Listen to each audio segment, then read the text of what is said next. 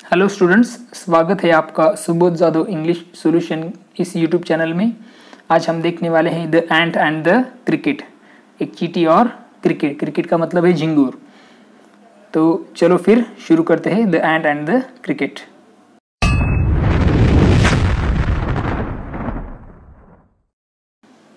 A fable is a story often with animals as characters। ये जो fables होती है, फेबल्स को हम कहते हैं लोक कथा। ये जो लोक कथा होती है often with animals as character, जिसमें एनिमल्स क्या होते हैं, कैरेक्टर्स के रोल में होते हैं। दैट कन्वेज अ मॉरल, और वही हमें क्या करते हैं तो मॉरल देने का काम करते हैं। This poem about an ant and a cricket contain an idea of far reaching significance. ये जो पोएम है उसमें एंट और क्रिकेट इनका ये जो मेन रोल में है, और उनकी जो स्टोरी से, उनकी जो स्टोरी है उनसे हमें आइडिया आती है एक फार रीचिंग सिग्निफिकेंस, एक दूरगामी महत्व हमें उससे समझ में आता है। Which is as true of a 4-leg cricket as of a 2-legged one. अब इससे हम समझ में आएंगे कि ये सत्य है किसके लिए, फॉर अ 4-leg क्रिकेट, जो 4 लेग 4 पैर का क्रिकेट है, झिंगुर है, जो कीड़ा है, उसके लिए। उसके साथ साथ यह सच है किसके लिए, 2-legged वन। इसका मतलब है 2-legged वन मीन्स इंसानों के लिए भी ये स्टोरी और ये फेबल जो है वो सच है। Surely you have seen a cricket that has 2 legs। Surely आपने क्या किया होगा, जो क्रिकेट वो देखे होंगे जिनको क्या होते हैं 2 legs होते हैं। इसका मतलब है श्योरली आपने इंसानों को देखा होगा जो 2 legs पे चलते हैं। तो चलो क्या है देखेंगे। A silly young cricket accustomed to sing through the warm sunny months of gay summer and spring began to complain when he found that at home his cupboard was empty and winter was come। एक silly young cricket, silly को हम कहते हैं मूर्ख, young जो तरुण जिसे हम कह सकते हैं, और क्रिकेट ये एक झिंगुर जो कि एक कीड़ा है। ओके, एक सिली यंग क्रिकेट था, अकमस्टेड टू सिंग, जो दिन गाकर गुजारने का आदी था। Okay, through the warm sunny months of gay summer and spring.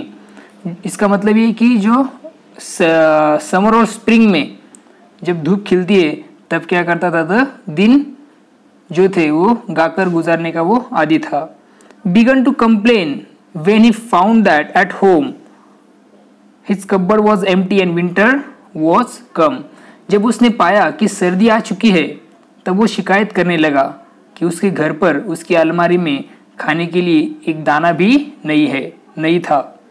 Therefore he was complaining। Not a crumb to be found। crumb means a bit of grain, अनाज का दाना। तो not a crumb to be found, एक अनाज का दाना भी उसे वहाँ पे उस कबर्ड में नहीं मिला था।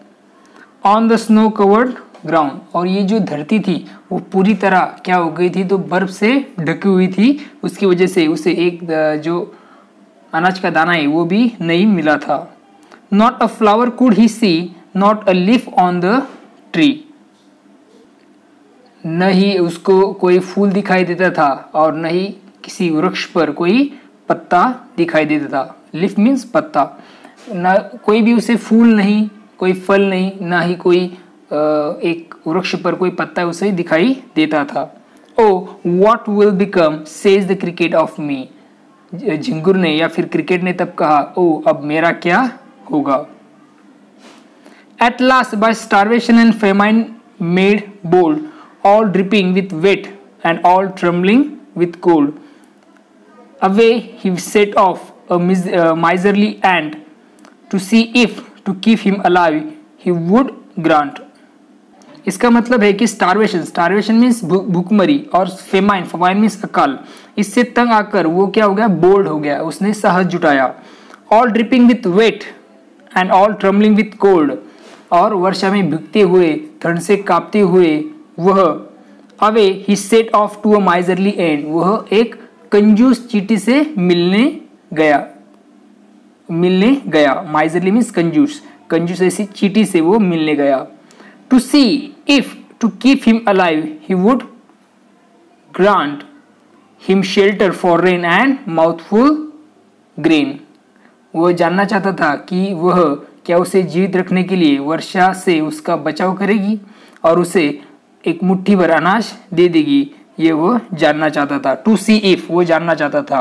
To keep him alive he would grant him shelter for rain and a mouthful grain. वो देखना चाहता था कि वो चींटी जो है उसे अनाज और देगी क्या, रेन और जो शेल्टर है बचाव करने के लिए उसे मुट्ठी भर अनाज देगी क्या। He wished only to borrow, he would repay it tomorrow. वो केवल उधार लेना चाहता था। बोरो मीन्स उधार लेना, ओके। वो सिर्फ उधार लेना चाहता था और वह सोचता था कि अगले दिन ही वो उसे लौटा देगा। Repay it tomorrow, if not he must die of starvation and sorrow.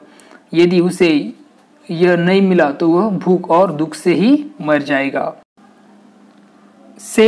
Says the ant to the cricket, I am your servant and cricket. चींटी ने तब कहा कि मैं तुम्हारी सेवक और मित्र हूँ। But we ants never borrow, we ants never lend. परंतु हम जो चींटियाँ हैं न तो कभी उधार लेते हैं न कभी उधार देते हैं। lend मीन्स उधार देना और borrow मीन्स उधार लेना। But tell me dear cricket, did you lend nothing by when the weather was warm? Quoth the cricket, not I. But tell me, पर मुझे बताओ dear cricket, cricket means मैंने आपको बताया झिंगुर, तो उसने उस कीड़े से पूछा, चींटी ने उसे कीड़े से पूछा, did you lend nothing by when the weather was warm? क्या तुमने जब गर्मी का मौसम था तब तुमने कुछ भी नहीं बचाया था? Quoth the cricket, तब क्रिकेट ने कहा, नॉट आई, मैंने कुछ भी नहीं बचाया। My heart was so light, light means glad, प्रसन्न, that I sang day and night, for all nature looked gay. You sang sir you sang, go then says the ant and dance the winter away. अब पहले 3 line का अभी मतलब समझेंगे। My heart was so light, मेरा जो मन था वो बहुत प्रसन्न था।